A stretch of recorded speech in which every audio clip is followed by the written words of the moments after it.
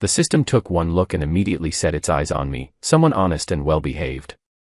It said that just by looking at me, I was clearly cut out to be a simp. So it picked 3 beautiful women for me and told me to conquer one of them. However, to make absolutely sure nothing went wrong, I conquered all of them. I even went ahead and took in their whole best friends group as well. Unfortunately, an honest man can only date one. Because of this, I was troubled. I had no choice but to check their heartbeat values to see whose was the highest so I could be with her. Who would have thought that when I opened it, all the heartbeat values were 0? I was filled with rage. Isn't this bullying someone as honest and well-behaved as me? Chapter 1. The system selected me as its designated conqueror. It gave me 3 beauties and told me to conquer one of them. One was a cold, aloof female boss, another was a pretentious coquette, and the last was a pure college girl. I nodded obediently. When the system came to check the results, I opened my phone and showed it. Pinned at the top were the 3 of them. The system was utterly shocked. "Aren't you going to explain this?" I replied, "Didn't you tell me to conquer them? I'm done. They're my girlfriends." The system flew into a rage, saying it was a pure love system, refusing threesomes, foursomes, anything beyond 1v1. It said I had ruined its reputation and that it originally chose me because I looked honest and decent, never imagining someone seemingly honest and harmless could actually pull something like this. So hurtful. I only look honest on the outside. There's a saying, more friends means more paths. Then having more partners also means more homes, right? If I chose only one and she broke up with me, wouldn't that be a failed conquest? I was just leaving myself a way out. I completed the task so well that even though I didn't understand what the system didn't understand, I still obediently prepared to break up with 2 of them to achieve the 1v1 ending. So the system and I opened the affection value panel together. Displayed clearly were Elena, 0%, Jasmine, 0%, Luna, 0%. Chapter 2. Those who toy with others will be toyed with in return. I couldn't sleep the whole night. Even the system couldn't help comforting me a little. I thought that with so many boats I stepped onto, at least one would be sincere. Turns out none of them were. This world is not friendly to me at all. I hate heartless players. 3 big fires ignited in my heart. One was for Elena, one was for Jasmine, and the other was for Luna, who I hadn't yet gotten my hands on. Each of their profile pictures was different. In my message list, they had all sent, "Good night," at the same time. Elena wrote, "Good night, Ryan." She's the one who loves to pretend. Calm and elegant on the outside, but cold-hearted within. Behind my back, she's probably laughing at how gullible and easy to fool I am. Jasmine wrote, "See you tomorrow, hubby." She's the most pretentious coquette. Those charming, smiling eyes, appearing like a fake innocent angel in front of others, God knows how many men's cars she's gotten into behind my back. Luna wrote, "Good night, sweetie. Kiss." She's the most shameless. Spending my money. Clinging to me day and night, acting all cute and dependent, yet in truth she's an ungrateful white-eyed wolf. I was furious, drinking to drown my sorrows, downing bottle after bottle, and posted a WeChat moment. Picture.jpg. Soon replies appeared below. Elena asked, "Why did you drink so much?" Jasmine asked, "Hubby, what's wrong?" Luna wrote, "Sweetie, don't be sad. Come here, let me hug you." So they weren't asleep. They were probably chatting with other men behind my back. Chapter 3. The 3 0% values almost made me go blind. All my efforts went to waste. What difference is there between this and finishing a Word document without saving, only for the power to suddenly go out? This is nothing like the conquest I imagined. They lied to me, saying they liked me, but in reality, each one of them had no idea what kind of schemes she was planning. Setting aside the fact that I was dating 3 girls at the same time, does that mean they're deceiving my feelings and sincerity is not wrong? Besides, this is a conquest world, what if I dated 30 girls at once? Even then, they shouldn't deceive my genuine feelings. I wiped my tears and downed the liquor in one go. My tears soaked the instant noodles, and I swore I would never let women fool me again. A simp must awaken, an honest man must turn dark. Chapter 4. The system comforted me, saying, maybe it's just a bug. I had considered that possibility too, but the next day when I went to pick Elena up from work, that thought disappeared completely. The receptionist was familiar with me, and I moved through the company without hindrance. Right as I went upstairs, a woman's voice reached my ears. "Are you talking about Ryan?" Hearing my own name, I instinctively paused and pricked up my ears. I frowned slightly. This kind of scene felt strangely familiar. The next second should be. She continued, "He's honest, dependable, and responsible. He's a man you can entrust your life to." So it was my honest guy persona that had touched her. Elena's voice was cool and indifferent as she said, "I don't want to be trapped by some arranged marriage between matching families. Honest men are easier to control anyway. Besides, those rich heirs are all too unfaithful." She added, "As for love, I'm not some love-brained fool. I'm way past the age of chasing romance. I don't need love, and I won't give love to anyone." The woman opposite her was probably her close friend. Her friend smiled lightly and said, "You say that, but aren't you afraid Ryan will find out? Or is it that you've saved your real feelings for your ex, and you're just using your current boyfriend as a replacement sucker?" Elena replied unhappily, "He'll never find out." After hearing everything, I was utterly speechless. Conquering Elena took the most time. I studied countless strategies and finally discovered she enjoyed the training-like emotional manipulation style. So with her, my persona was that of a gentle, attentive, warm-hearted man, remembering all her preferences, cherishing every detail, and giving her emotional support. To satisfy her emotionally, my whole family practically treated her like some revered ancestor. In short, she successfully manipulated me, and I became her bottomless line simp. Except, I was simping for 3 people at the same time. I had only a little time to simp for her, the rest I had to run around and simp for others. Feeling incredibly heavy-hearted, I walked downstairs.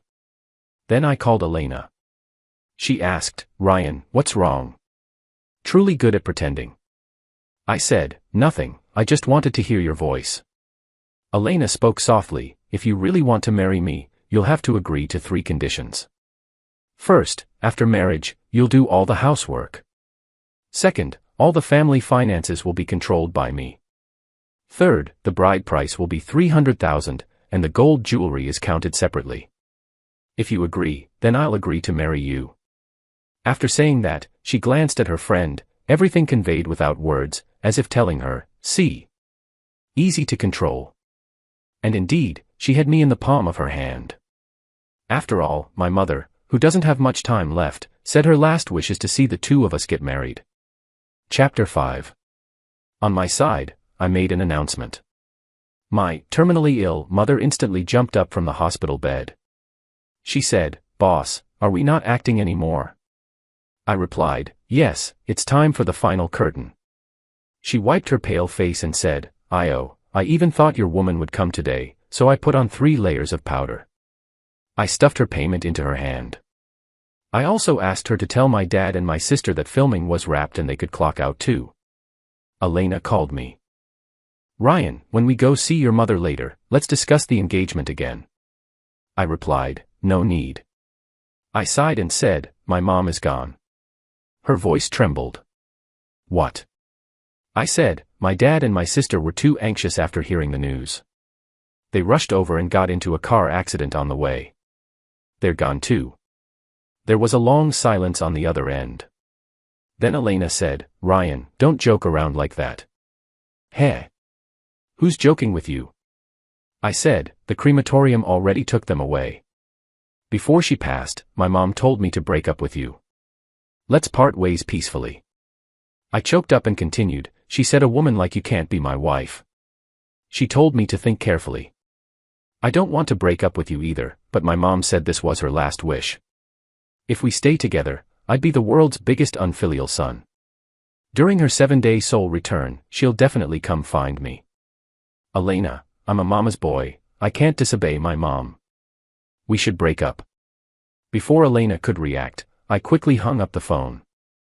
I wiped away the non-existent tears at the corner of my eyes.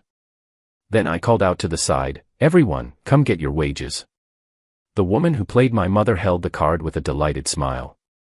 She said, "Boss, you're too generous. I glanced at her.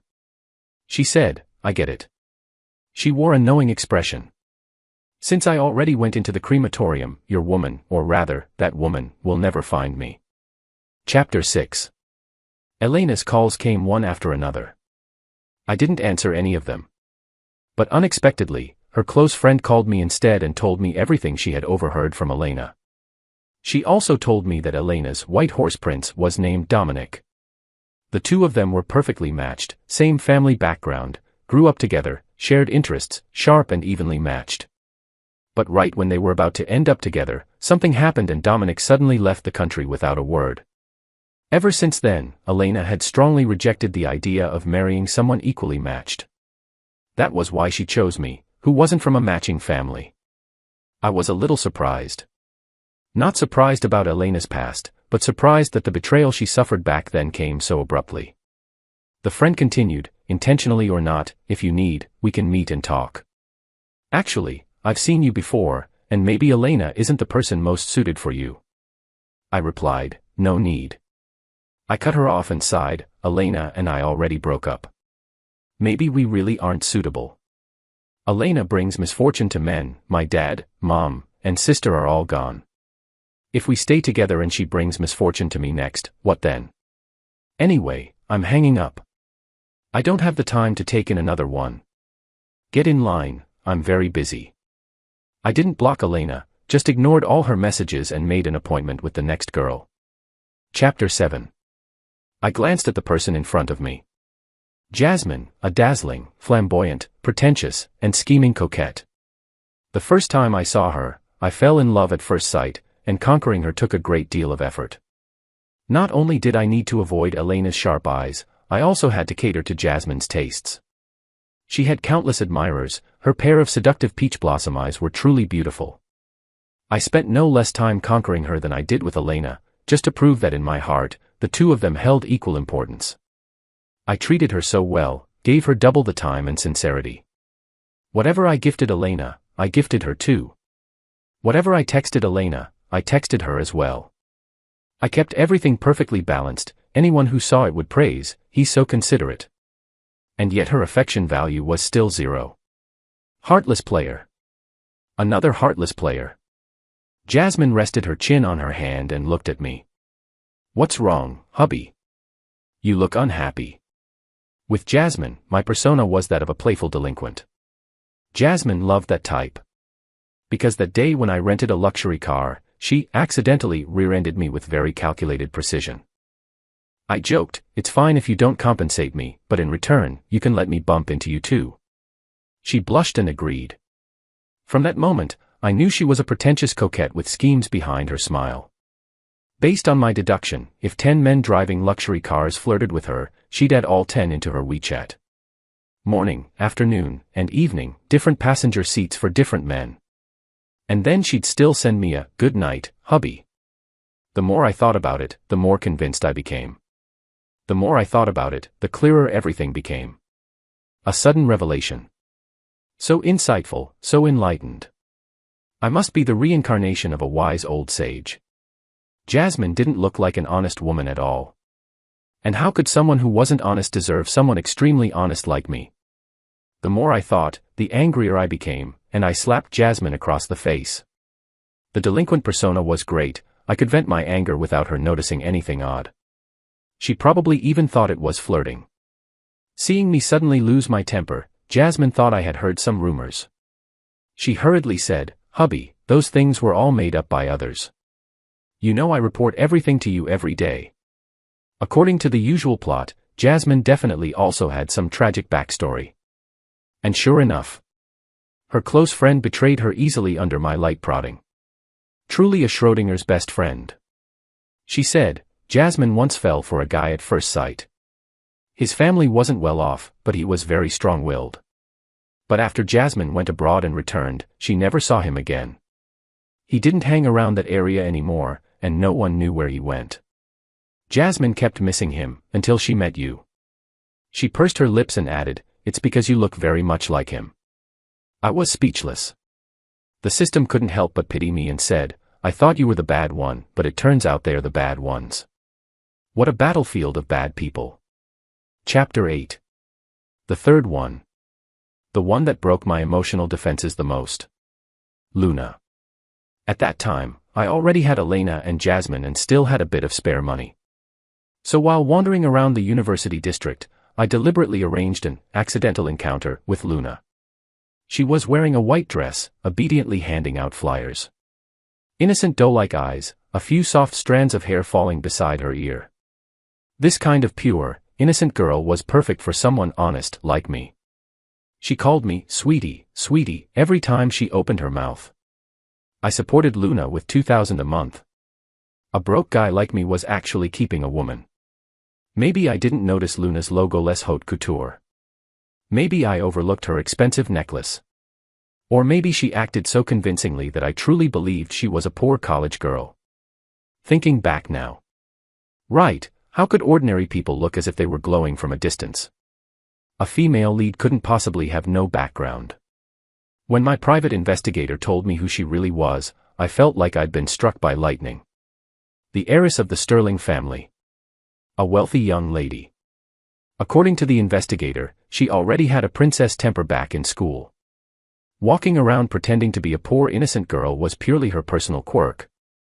Calling me sweetie so obediently was all hard acting. What about my 2,000? 2,000 is money too. A canary is still a bird. It's just the low-end version of 20 million and a golden canary. That was the best I could offer. You have no idea how much pain I felt every time I sent her money. And yet I still persisted month after month. Doesn't that count as sincerity? I simply couldn't understand. The pretentious coquette draining my money was one thing, but how come both the rich female boss and the heiress also needed me to spend money on them? What kind of logic was that? I was deeply hurt. And since I was hurt, I tried to dig out Luna's backstory. Maybe she once had a crush who was poor, so she dressed up as a poor girl to reminisce about him. But after digging and digging, there was nothing. Absolutely nothing. Isn't that just pure madness? Chapter 9. In the past, I acted as their simp, their convenient tool, their walking ATM. I tailored different personalities and personas for each of them based on their preferences. Yet after giving them my time, effort, and sincerity, not a single one of them was truly sincere toward me. The system's Tao heart shattered. It said, why is this happening? It shouldn't be like this. I clearly selected excellent female leads. They were supposed to be gentle, considerate, and understanding. It rambled in confusion, none of the carefully selected, top-tier heroines delivered. The system cried miserably. It said, this isn't the heroine persona I wanted. It was just a young, inexperienced little system. Its idea of a female lead was still stuck in who knows what ancient era. I said, human nature is complicated. We can't control the protagonist's genes mutating into heartless players. It said, but you're also a player. I replied, I'm not. It said, you dated 3 women at once. You are. I said, just tell me, was I sincere toward them or not? The system hesitated, lost for words. Because although I stood on 3 boats at the same time, I gave each of them real sincerity. A truly upright man never favors one boat over another. How could that possibly count as being a player? The system hesitated and said, all right, they really weren't sincere toward you. I said, since I'm a good man, shouldn't I find a good woman? It said, well, that's true. I asked, do you still have stock over there? The system gave me a confused look. I added, just kidding. I wouldn't dare accept anything from the system anymore. Feeling pure-hearted and guilty, the system eventually agreed that I could conquer anyone I wanted, anyone at all. So when I began interacting with new people again, I simply no longer had time to deal with those old ones. Chapter 10. Jasmine quickly sensed that something was off with me. After all, I had never given her the cold shoulder before. But this time I was extremely perfunctory with her. My replies were only a few words at a time, haha, okay. Jasmine couldn't stand it and tried to retaliate with the same coldness. But when she realized I didn't care at all, even switching to single-word replies, she emotionally broke down. Jasmine texted, hubby, if I can't see you, I'll die. Sob sob. This kind of flirting trick between couples was normal. In the past, I would comfort her in all kinds of ways. Now I replied, "Then go die." Jasmine froze. She reread those 3 cold words several times, "Then go die." It struck her like a bolt of lightning. Jasmine called me. I declined. After she called n times without stopping, I apologized briefly to the new girl beside me and stood up. I said, "Say it quickly." She said, "Ryan, why are you?" I cut her off. "Since you called, I'll speak frankly. I have a psychological cleanliness obsession. I prefer girls who are clean. Every day and night with you, I forced myself to accept it, then told myself to let it go. It tortured me." I sighed. "Jasmine, I'm sorry. Let's break up."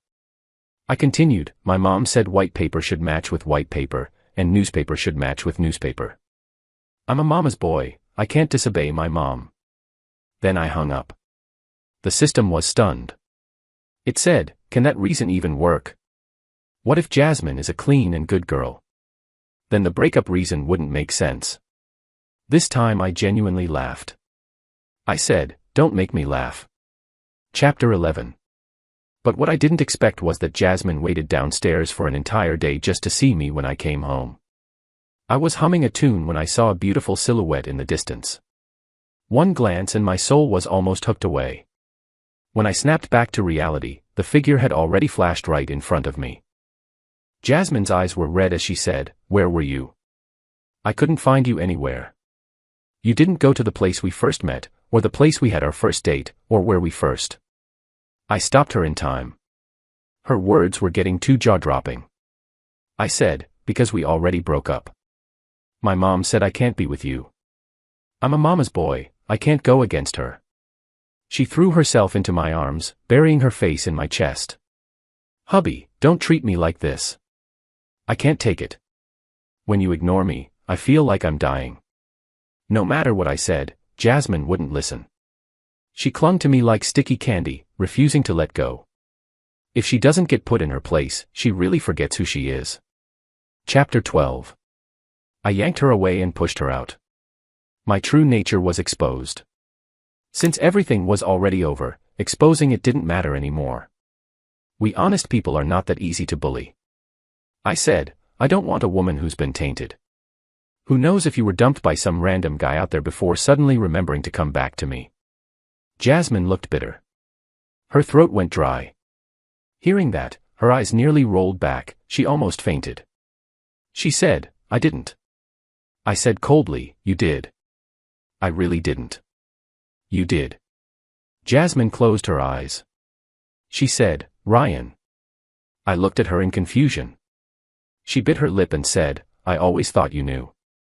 My first time was with you. No one has ever touched me. You're even my first boyfriend." I gave her a doubtful look. It was as if she had suffered enormous humiliation. She said, "You can insult my character, but you cannot insult my first time." I asked, a little suspicious, "Really?" She nodded. "Really? If I'm lying, may I be hit by a car, electrocuted, pecked to death by birds, drowned, trip myself by stepping on my own feet and die?" I was still half believing, half doubting. Seeing that I still wore that, "How is that possible?" expression, Jasmine's eyes finally turned red with frustration. She started rambling again, swearing in every possible way. I decided to allow her near me, for now. Even if she's a heartbreaker, she has to be clean. Because right now, I'm traumatized by 3-0 scores, and my misophobia is extremely severe. Jasmine was so moved she burst into tears. She choked out that she absolutely only had me, absolutely only dated me, absolutely treated me as her most beloved treasure. I didn't accept the last sentence. My most beloved treasure isn't her. But I didn't say it. I sized her up subtly. Jasmine immediately said, "I've been working on keeping my shape the whole time. I never let myself go." That would do. Chapter 13. The topic returned to Elena, whom I had broken up with, citing the reason of her being a husband killer. I had set all her messages to Do Not Disturb. An absurd and strange reason. Husband killer. And then I dumped her. Elena's face flushed red. On the first day, she waited for Ryan to take the initiative and reconcile. Nothing happened. On the second day, she decided to give Ryan a bit of face and sent him a message to offer him an easy way out. She wasn't blocked. Sure enough, Ryan loved her, and his breakup wasn't genuine. But Ryan ignored her. Of the 10 messages she sent, he selectively replied to only 2, as if graciously bestowing a favor. Either haha or hee hee. Elena texted, Ryan, let's meet and have a proper talk. Ryan replied, haha.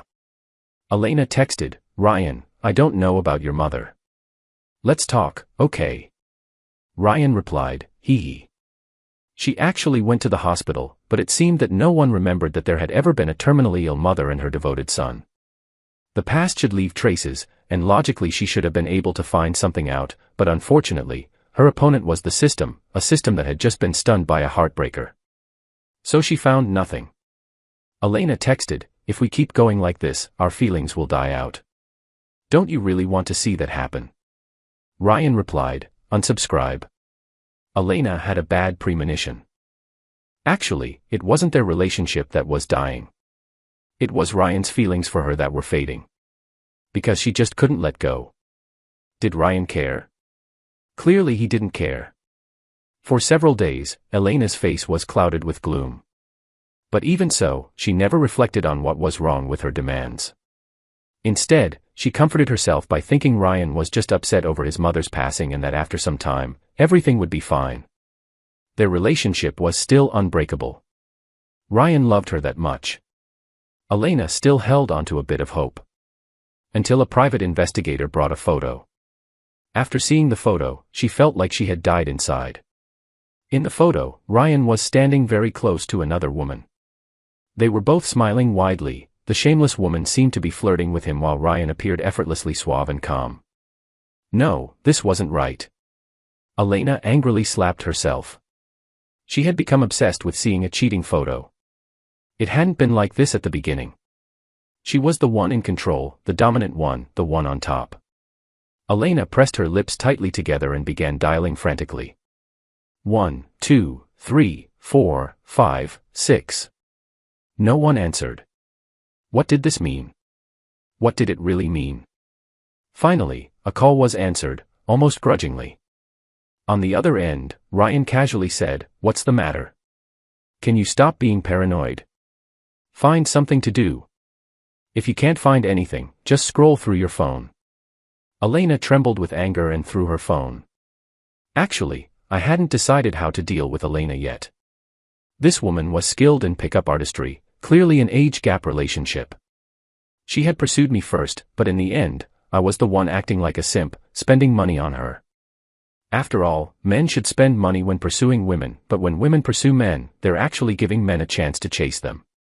So men should still spend money. This is probably the dilemma of men.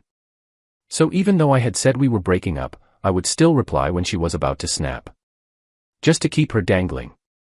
Let her ponder over my responses while having no time to figure out where I actually was. This was a strategy. Chapter 14. As for Luna, she lied to me, and she did it convincingly. Pretending to be a poor girl, she played the part quite well. But I've seen through them all, whether they're short on cash or not, they instinctively want to see men spend money on them and feel justified doing so. I suppressed my displeasure, sighed, and said, "Luna, I might not be able to support you anymore." Luna froze. I spoke sincerely. I got fired. I'm only making $2,500 a month now. If I give you $2,000, I won't even have enough left for food.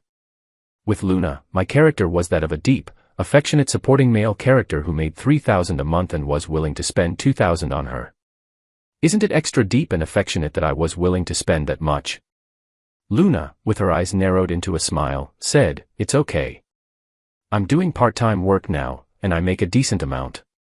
I can also support Sweetie. Damn. Am I finally going to see some money returned to me?" I wanted to shake her shoulders and shout, "Heartbreaker, pay me back," and then tell her to get lost. But I couldn't. I'm the deep, affectionate supporting male character. So I moistened my eyes and said, "My mom was right. A virtuous wife is worth more than 1,000 gold." My mom said that nowadays, girls who are willing to put in effort in both directions are rare. You're so different. I always listen to my mom, Luna.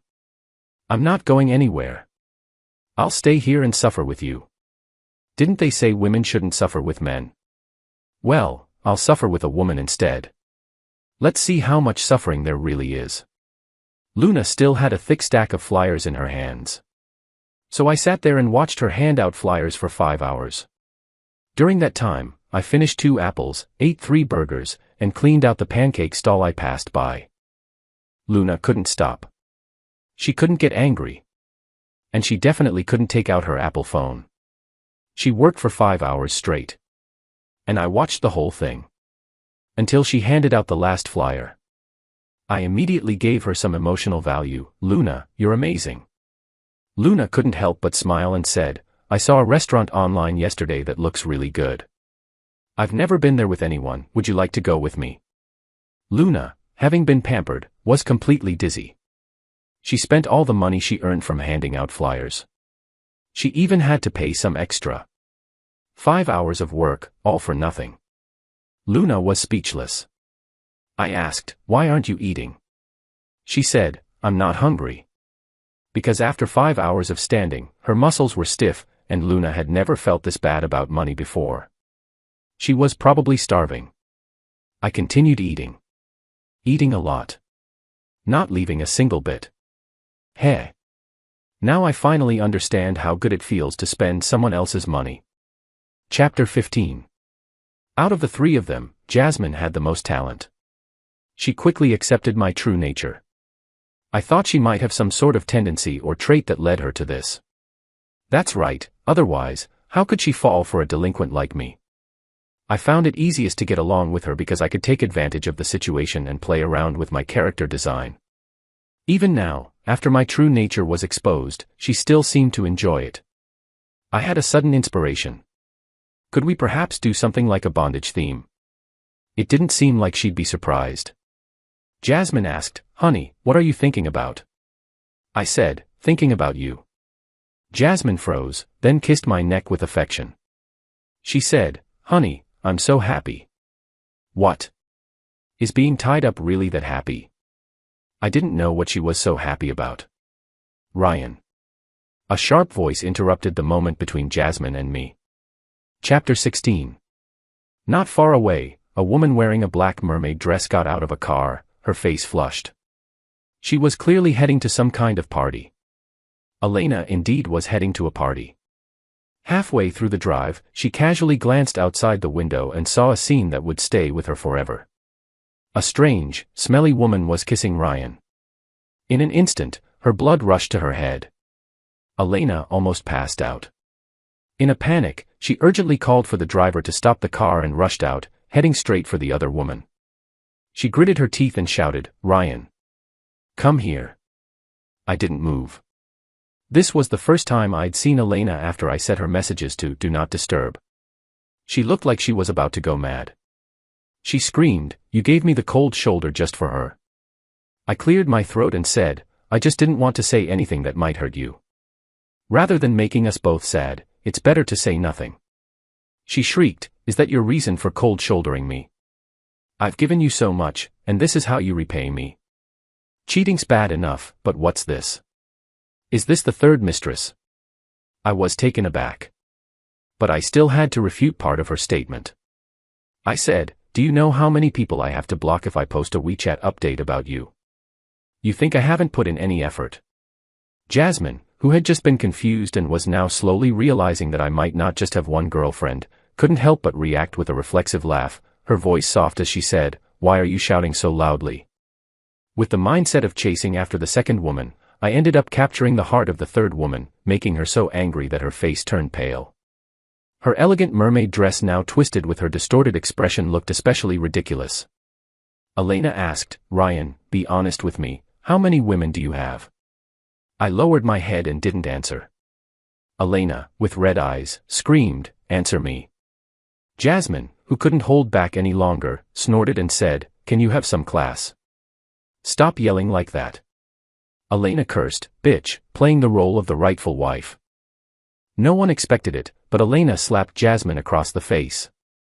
Jasmine had had enough. She shot back, "Are you crazy? You're the one who's a bitch, and you're the one who's the mistress. Everyone knows that." The two of them started tearing into each other. I stood there with my hands in my pockets. Thought for a moment. Anyway, their character designs were all pretty cheap. Playing with heartless women won't get me punished by the law. My phone rang. I looked down to check. Oh, there's one even cheaper. Luna, pretending to be a poor college girl, was smugly sending me messages. She said, "Sweetie, I'm done with my part-time job. I'm free now." Luna's best friend glanced at the message and frowned. "Luna, this guy looks like a player. Don't get played in the end." Luna replied, "What do you know? He can't live without me." Luna took a sip of her milk tea and said, "I's full of hope. If a man likes you, he'll want to spend money on you, give you the best of everything. I've tested him. He makes 3,000 and spends 2,000 on me. You have no idea how much he loves me." She didn't mention that I was the one suffering with her, watching her stand for 5 hours a day. However, by the end, Luna didn't receive a message from me. What had just come out of my mouth was the slap of rejection. Luna was speechless. She held back her temper and made a call. It was rejected. She called again. Rejected again. Called again. Still rejected. Her best friend asked, "What's going on?" Luna covered, "Nothing, my phone's broken." Her best friend, with a meaningful look, said, "Oh, so it's just the phone that's broken. I thought Ryan was hanging up on you." Luna rolled her eyes and said, "Hang up on me? He loves me so much, how could he hang up on me? It's just a problem with the phone." Luna paused. Then, suddenly realizing something, she sneered, "Wait, what did you just call him?" Chapter 17. I stood at the door of the hospital ward. Inside the ward, there were 2 beds, Luna on the left and her best friend on the right. Both of them had a series of scratches, slap marks, and bruises on their heads, necks, abdomen, and legs. I subtly glanced at the ward number. It was a crazy coincidence.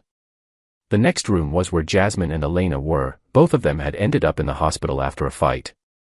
As soon as Luna saw me, she eagerly called out, "Sweetie," but the movement pulled at her wounds, and she couldn't help but hiss in pain. Her best friend quietly stayed by her side, silent, looking even worse. Her whole body was covered in bruises, and the swelling on her face hadn't even gone down. I asked, "What happened? How did you two end up fighting?" From the looks of it, the fight was intense enough to land both of them in the hospital. Neither had held back.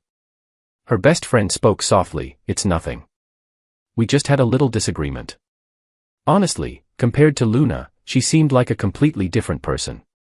I asked with interest, "What's your name?" Her eyes brightened slightly as she replied, "Arya." Nice name, she had that leading lady vibe. Could be a potential target for a mission or conquest. Luna's murderous glare fell on her. But when she saw me, she reined it in. She said, "Sweetie, weren't you here to see me?" Her tone was tinged with a hint of grievance. I noticed the earring on her left ear. The system told me that the price of that earring was worth 10 years of my salary. I instantly felt a surge of indignation. So I ignored her and turned my attention to Arya, saying, "Rest up and recover." Chapter 18. As soon as I closed the door, Luna immediately raised her hand to slap Arya. She shouted, "I treated you like a best friend, and you're out here flirting with Ryan behind my back." Arya smiled as she shook her phone, showing the contact list on the screen. She said, "Go ahead, hit me. Let's see if Ryan doesn't pick up your calls. But will he pick up mine? If he knew your true nature, do you think he'd still want to be with you?" Luna was stunned. "You still have his number?" Arya rolled her eyes. "Why wouldn't I have it? He makes 3,000 a month, and you're totally fine taking 2,000 from him. You've been deceiving him, and now you're mad he's not talking to someone who should be talking to him." Luna bit her lip tightly. After a long pause, she coldly snorted, "Don't act like he's spending money on me out of love. Without me, he'd still spend money on others when he dates. I don't even need money from him. All I want is his attitude." If he loves me, he'll give me the best of everything. Arya responded, then if you love him, why would you be okay with him spending his money on you? Luna was momentarily speechless. Arya continued, love is about genuinely wanting to make the other person happy, and it also brings disappointment when you don't get the same response. That's the truth. But what you want isn't love, it's your idealized version of love. Luna retorted, so what? As long as he loves me, that's enough. I admit I'm a little spoiled and throw tantrums sometimes, but Ryan loves me just the way I am. He said before his love for me is pure, and if he loves me, he'll accept everything about me. I was standing outside the ward, listening. I think she might have forgotten that she still had a pretty good face. With that face, of course I could say any nonsense I wanted. Later, when I found out she was a rich heiress, I did some research on her. I discovered that on social media, Luna gave off this vibe of, I don't need money, but I need lots and lots of love. Then it clicked. She was simply brainwashed by toxic spiritual quotes and was always playing games to test my obedience. I was busy, so I didn't have time to care about her childish fantasies and family issues. I said those things just to get her into my hands. Who would have known that her family issues were actually real? I used to think she had a great face. Now I think she might as well just disappear. Chapter 19. The atmosphere in the other ward wasn't much better either. The ward was overcrowded, and there were no single rooms available. Elena and Jasmine had to share a room. At least when they fought, they had some sense of moderation. After all, they weren't that young anymore. Having seen youthful and lively people, I couldn't help but click my tongue. Elena's brows were furrowed, and she relentlessly asked, Ryan, I'll ask you just one thing, and you answer me, who's the mistress? The older they got, the more they cared. The younger ones didn't bother, but the older ones were the ones making a fuss.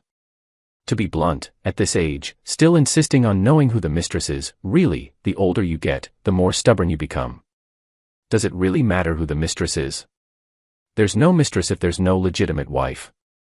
It's just that I'm single, she's single, you're single, and she's also single, we're all just single, that's all. Jasmine scoffed lightly, of course it's you. How long have I known Ryan, and how long have you known him?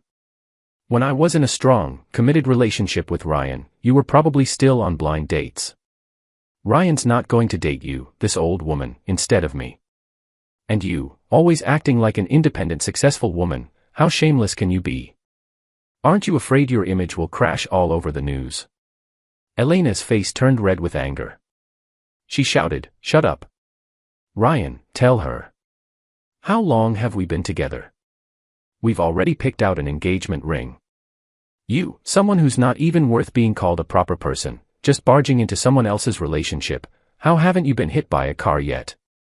Jasmine immediately fired back, an engagement ring. We've already decided on names for our future kids. Do you think an engagement ring is worth anything? The keys to his luxury car are still in my hands. Well. Elena replied, he said he's going to buy me a house and put it in my name.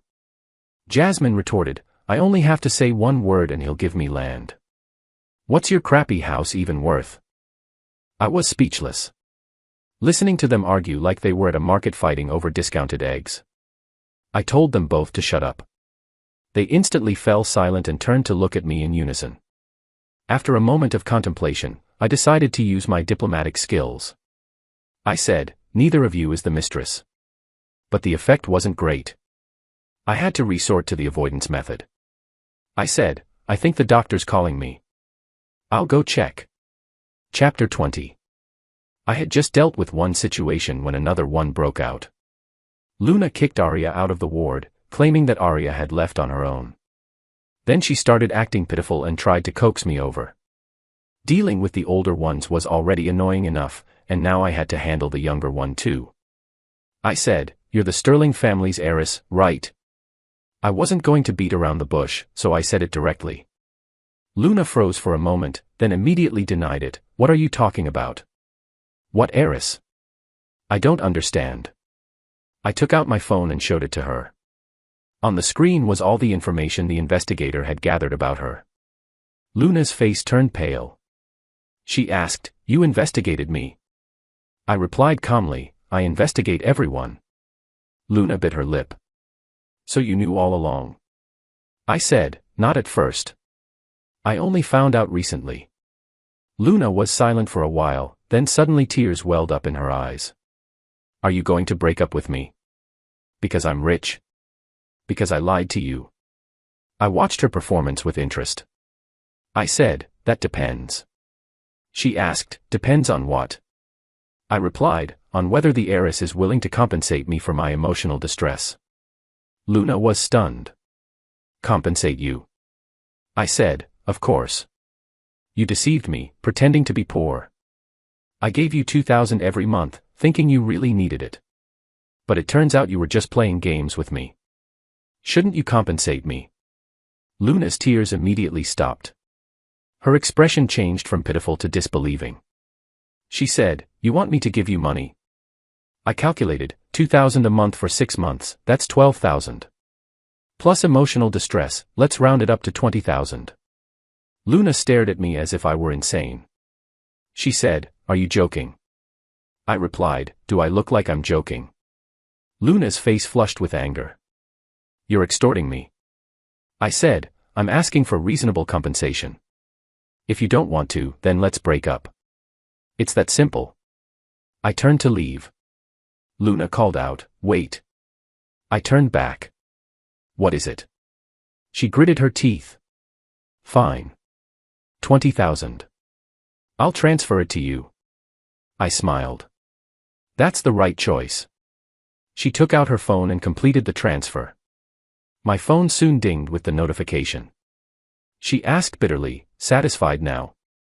I said, very satisfied. Now rest well and recover.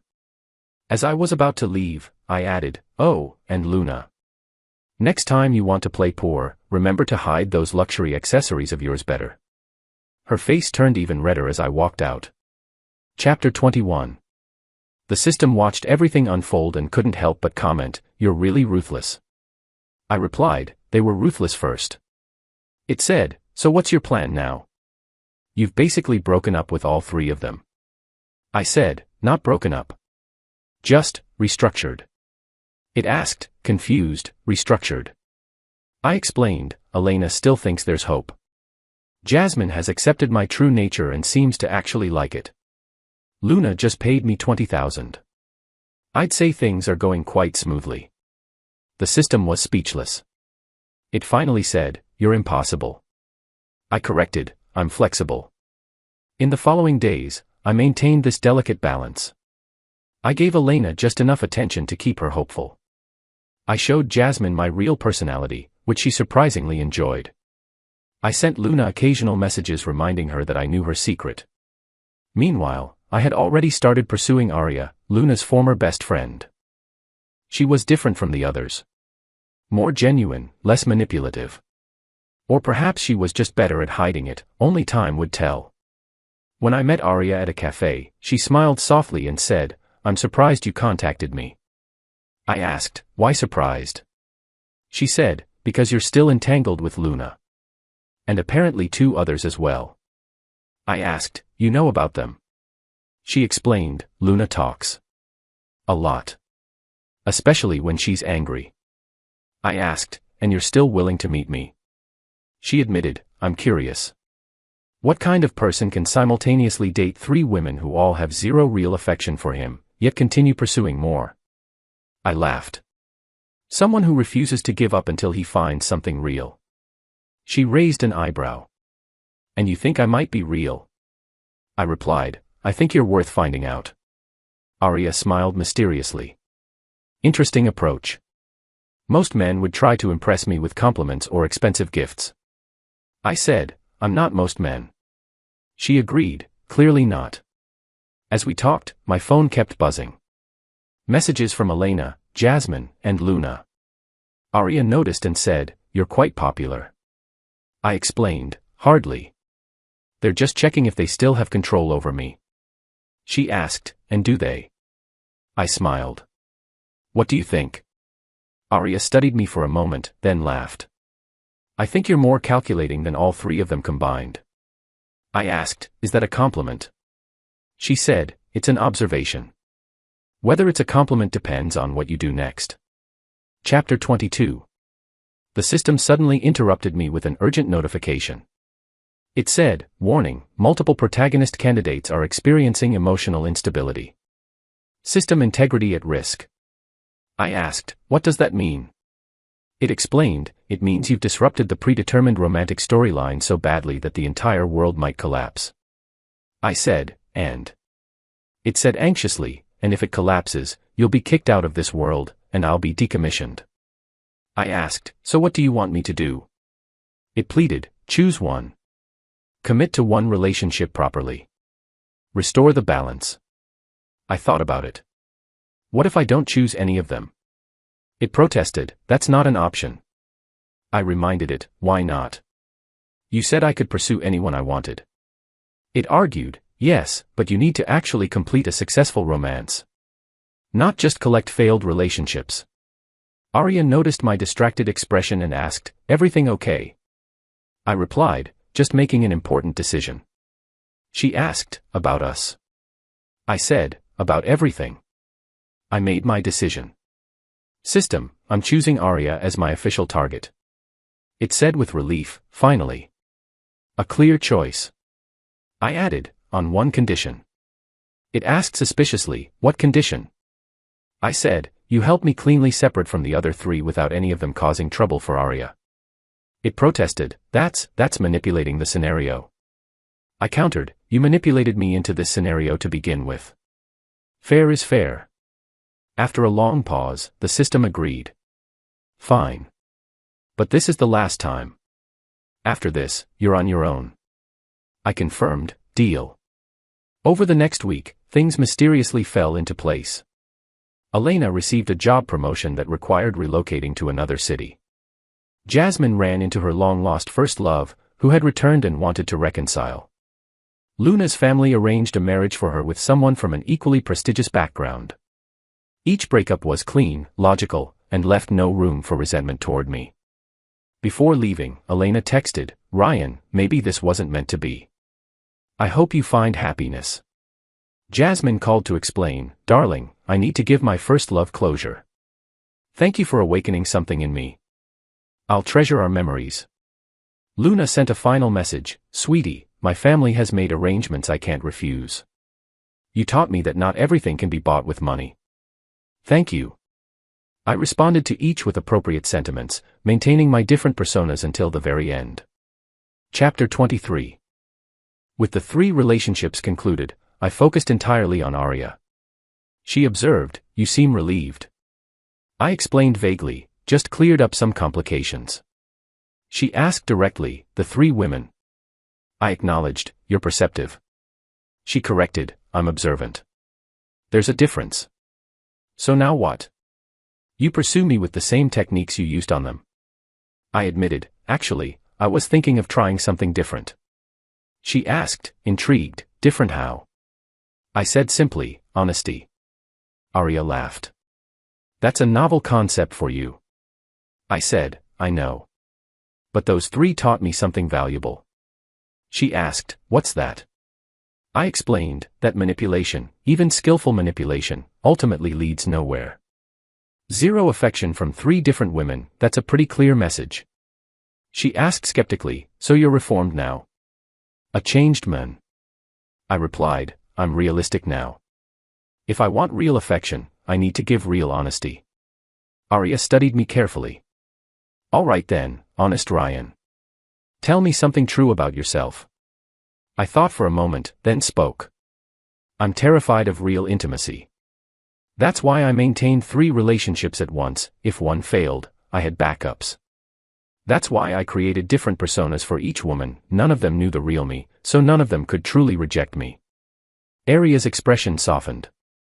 "That's actually quite honest." I said, "Your turn." She agreed, "Fair enough. I befriended Luna specifically because I saw her with you and found you interesting. Everything that happened after, the investigation, the confrontation, even ending up in the hospital, I orchestrated most of it to get your attention." I was stunned. "You manipulated the entire situation." She said with a slight smile, "I learned from watching the best." We both started laughing at the same time. I said, so we're both manipulators.